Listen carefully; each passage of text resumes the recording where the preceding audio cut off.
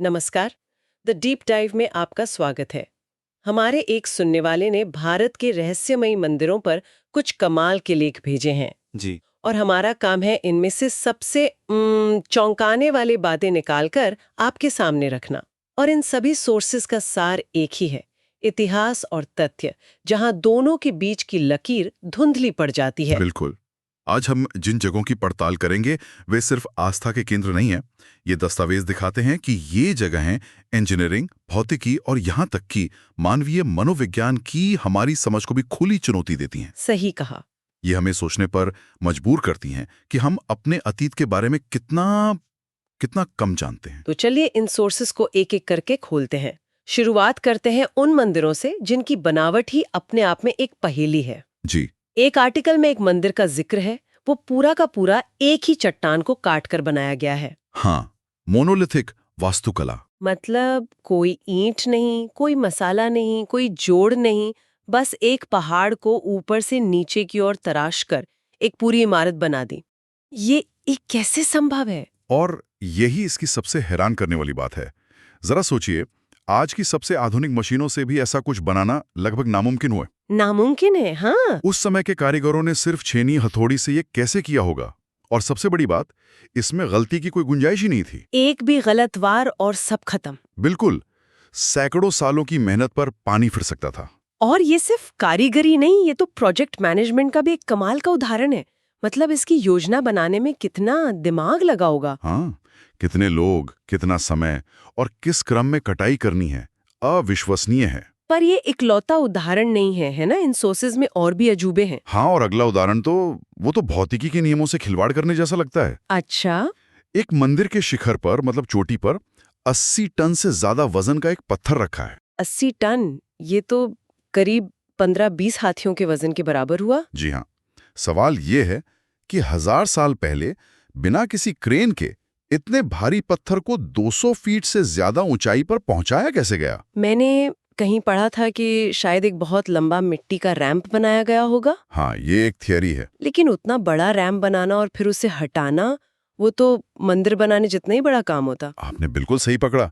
यही उस थियरी की कमजोरी है। ये सिर्फ ताकत का खेल नहीं था, ये ज्यामिति, संतुलन और गुरुत्वाकर्षण की समझ। बिल्कुल।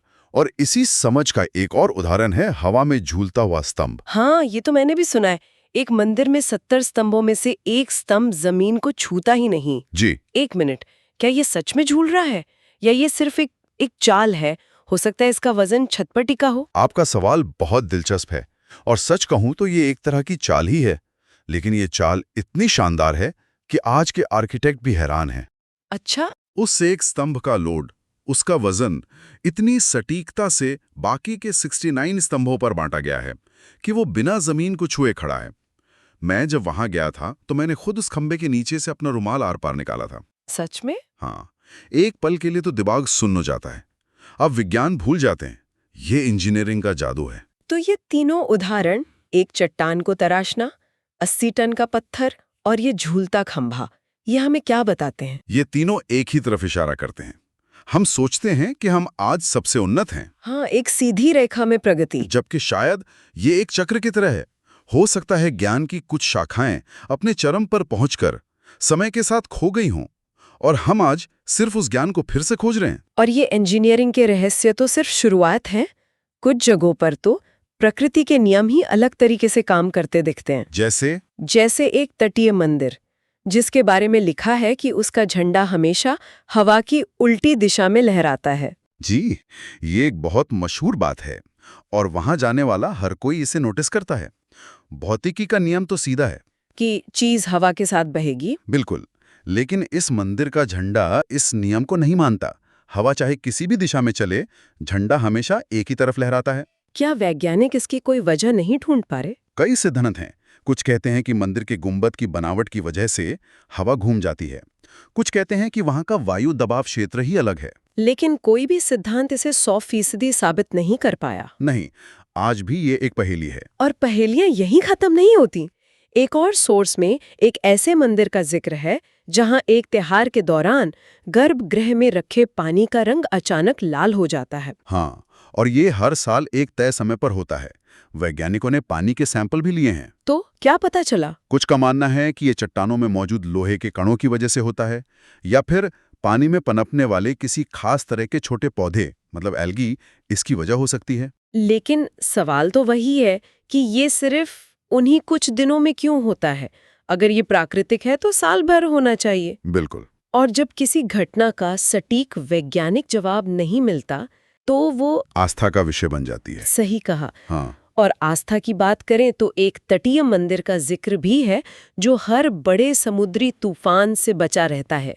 जब सुनामी और चक्रवात आते हैं सब तबाह हो जाता है, लेकिन वो मंदिर सुरक्षित खड़ा रहता है। हाँ, ऐसा क्यों? इसके लिए भी कुछ भौगोलिक तर्क दिए जाते हैं, जैसे मंदिर की नींव बहुत गहरी है या उसकी लोकेशन ऐसी है। लेकिन जब कोई एक ढांचा बार बार सदी दर सदी प्रकृति के हमलों से बचता है तो स्थानीय लोगों के लिए ये सिर्फ भूगोल नहीं रह जाता, ये एक चमत्कार बन जाता है, एक दैवीय संरक्षण का प्रतीक।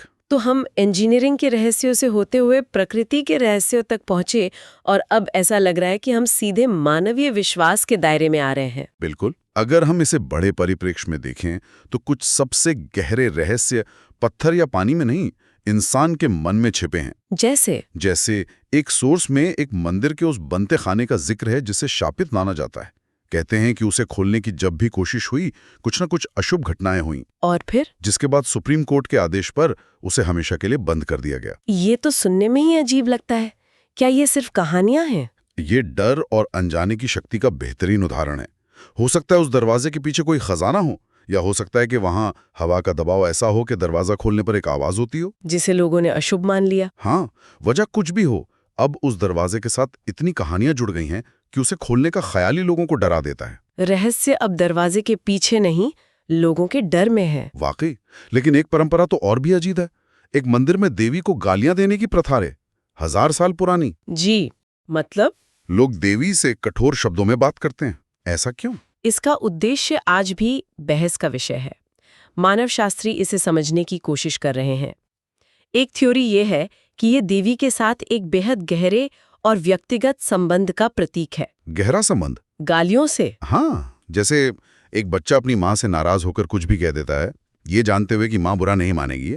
वैसे ही भक्त अपनी सारी भड़ास और गुस्सा अपनी देवी माँ के सामने निकाल देते हैं। ये एक तरह की भावनात्मक शुद्धि है। मतलब ये अपमान नहीं बल्कि अधिकार और अपनेपन का एक चरम रूप है।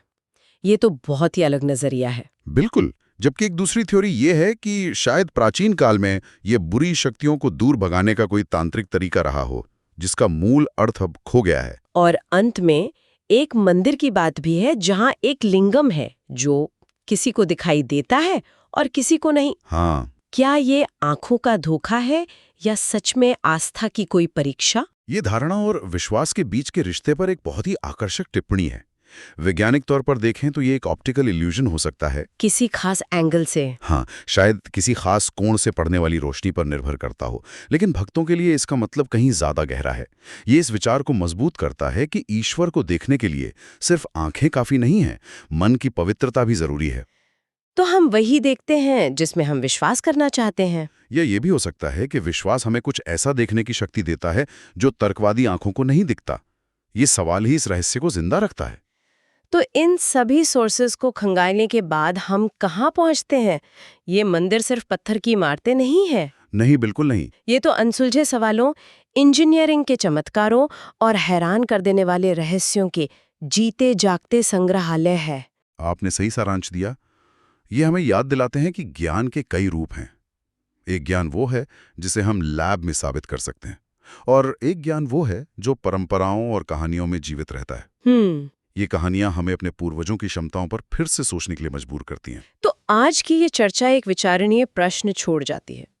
जब हम किसी ऐसी चीज का सामना करते हैं जिसे हम समझा नहीं सकते, तो क्या ये हमारे विश्वास को मजबूत करता है या हमें ज्ञान की नई सीमाओं की ओर धकेलता है? और क्या ये संभव है कि ये दोनों काम एक साथ करें? आस्था को गहरा करे और साथ ही ज्ञान की प्यास को और बढ़ा दे। बिल्कुल। तो दोस्तों, ये थे कुछ अद्भुत और रहस्यमयी मंदिर।